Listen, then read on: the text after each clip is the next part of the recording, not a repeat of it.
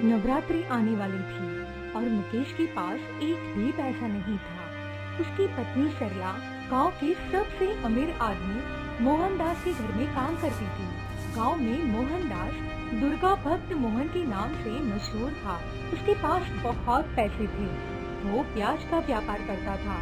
मुकेश ने भी उससे कुछ महीने पहले 10,000 रुपया कर्जा लिया था, लेकिन अभी तक वो पैसा लौटा नहीं पाया।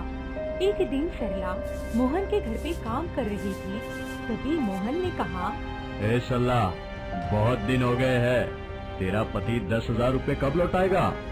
वो सारा पैसा लौटा देंगे मालिक। इस साल बारिश नहीं हुई है, पूरा खेत सूख गया है, इसलिए फसलें भी सारे मर गए हैं।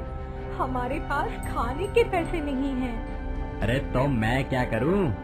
तुझे और तेरे पति को खिलाने की जिम्मेदारी मैंने ले रखी है क्या? 10,000 के ऊपर सूद मिलाकर 20,000 बन चुका है अभी तक। नवरात्रि से पहले लौटा देना। नवरात्रि से पहले? लेकिन मालिक, पैसों का जुगाड़ कैसे होगा? मेरी बेटी भूखी है, घर में थोड़ा सा भी आटा नहीं है। मैं कुछ नहीं सुनना चाहता हूँ। तेरे उस 20,000 से मुझे दुर्गा माँ की पूजा करनी है। ये बोलकर मोहन वहाँ से चला गया। सरला घबरा गई। वो काम खत्म करके घर लौट गई और मुकेश को सब कुछ बताया। मुकेश ने सर पर हाथ रख कर कहा, गरीब के पेट में लात मार के वो दुर्गा माँ की पूजा करना चाहते हैं। हे दुर्गा माँ, क्या आप ये सब नहीं देख रही हो क्या? क्या यही आपका न्याय है? मुकेश और सरला की 4 साल की बेटी नीता रोती हुए आई। माँ, मुझे भूख लगी है, रोटी बना दो ना। रोटी बनाने के लिए आटा चाहिए बेटी। घर में आटा नहीं है, ऊपर से सर में 20,000 का कर्जा है। सरला, चलो मालिक के घर, हम उनके पैर पकड़ लेंगे तो वो और कुछ दिन की मोहलत दे देंगे। हाँ जी, चलिए, मालिक के मन में कुछ तो दया होगी। नीता भी उन दोनों के साथ जाने के लिए जिद करने लगी। मुकेश और सरला नीता को लेकर मोहन के घर गए। तब मोहन और उसकी बीवी जानकी दुर्गा माँ की पूजा कर रहे थे। हे दुर्गा माँ, मुझे और पैसा दीजिए, और पैसा देंगे तो आपके लिए मंदिर बनाऊंगा। बहुत बड़ा मंदिर होगा, वहाँ बहुत सारे भक्त आएंगे और प्रणामी बक्से में पैसे डाल के जाएंगे। उससे मैं और अमीर बन जाऊंगा। वो दुर्गा माँ से पैसे वसूलने में व्यस्त थे। तभी पीछे से मुकेश ने कहा, मालिक, आपको कुछ कहना था। अरे तुम छोटे लोग एकदम मेरे घर के अंदर कैसे घुस आए? क्या है? पैसा लौटाने के लिए कुछ और दिनों की मोहलत दे दीजिए मालिक। हलवा है क्या? गरीब भिखारी कहीं के, शर्म लिहाज नाम की कोई चीज नहीं है। हर हफ्ते पैसे दुगने होते जाएंगे, ये याद रखना। सरला ने रोते हुए मोहन के पैर पकड़ लिया। मालिक, ऐसा मत कीजिए मालिक, आप हमारे माँ बाप हैं, हम मर जाएंगे मालिक। तो मर जा, किसने मना किया है? छोड़ मुझे, छोड़। पूजा के समय पे मुझे छूकर अपवित्र कर दिया, छोड़। ये बोलकर मोहन ने सरला को एक लात मारी। सरला फिसल गई और दीवार पे उसका सर टकरा गया। उसके सर से खून निकलने लगा। उसकी आंखें बंद हो गई। सरला का देहांत हो गया। माँ, आंखें खोलो माँ, आंखें खोलो। सरला, सरला, क्या हुआ तुम्हें? बात करो सरला। सरला को पकड़ के दोनों सिसक कर रोने लगे। तभी मोहन ने दोनों को पकड़कर कहा, तेरी बीवी मर गई है, अब रो के क्या फायदा? सही समय पे पैसा लौटा देता तो ऐसा नहीं होता। चल अभी दोनों मिलके घर का काम कर, हमारे लिए खाना बना। सरला तो मर गई, लेकिन उसका काम कौन करेगा? चल लुट। उस हालत में मोहन और जानकी उन दोनों से खाना बनवाने लगे। मुकेश और नीता 2 दिन से कुछ खाए नहीं थे।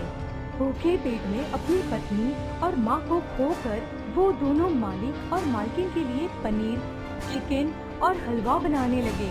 नीता बस रोती हुई कहने लगी, आंखें खोलो माँ, माँ, आंखें खोलो माँ।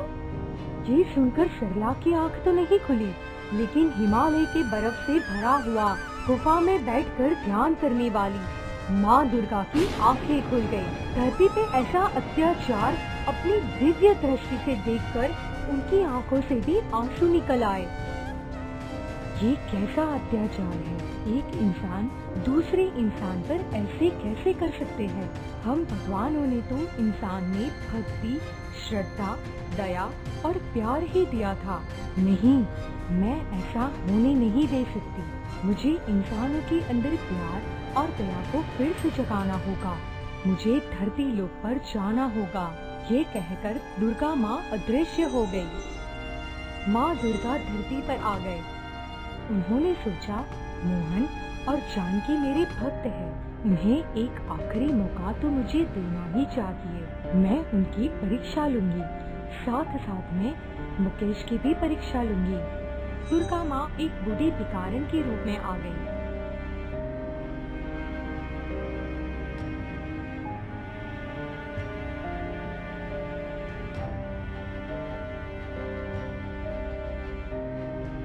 उधर सरला को खोकर मुकेश पागल सा हो गया था। नीता को भी कुछ होश नहीं था। वो दोनों रास्ते पर बैठकर भीख मांग रहे थे। दुर्गा माँ के नाम पे कुछ खाने को दे दो साहेब। हम दोनों का पेट भरा दो साहब, हम दोनों भूखे हैं साहब। मुकेश और नीता के कपड़े फट चुके थे, उनके बाल बिखरे हुए थे, उनके पास और कुछ नहीं बचा था। पैसे के बदले मोहन ने उसका घर और जमीन हड़प लिया था। वो नवरात्रि का पहला दिन था। मोहन और जानकी दुर्गा माँ की पूजा की तैयारी कर रहे थे। तभी घर के बाहर दुर्गा माँ बूढ़े भिखारन के रूप में आ गई। दुर्गा माँ के नाम पे भीख दे दो मालिक, 2 दिन से कुछ खाया नहीं है, पेट में चूहे दौड़ रहे हैं। तो मैं क्या करूं? चूहे मारने की दवा खा लो, और क्या? ये बड़ी अच्छी बात बोली है तुमने। ऐसे क्यों बोल रहे हो मालिक? मैं गरीब भिखारन हूँ, मुझे कुछ दोगे तो दुर्गा माँ तुम्हें वो वापस दे देगी। हे बूढ़ी भिखारिन, जा भाग यहाँ से, मैं कुछ नहीं दे सकता। भाग जा, नहीं तो मार मार के यहीं पर गाड़ दूंगा। ये सुनकर बूढ़ी भिखारन वहाँ से चली गई। उसके बाद वो मुकेश के पास गई। मुकेश रास्ते पर खड़ा होकर अपनी बेटी के साथ भीख मांग रहा था। खाने को कुछ है क्या बेटा? बहुत भूख लगी है। नहीं माँ जी, हम खुद भूखे हैं, भीख मांग रहे हैं। अच्छा, लेकिन कुछ तो भीख में दे दो बेटा, दुर्गा माँ तुम्हारा भला करेंगी। देने के लिए मेरे पास तो कुछ नहीं है माँ जी। हाँ, ये कपड़ा है, ये ले जाइए, शायद ये कुछ काम आ जाए। मुकेश ने अपना कपड़ा उतारा और बूढ़ी माँ के हाथ में दे दिया। तभी वो बूढ़ी माँ दुर्गा माँ में बदल गई।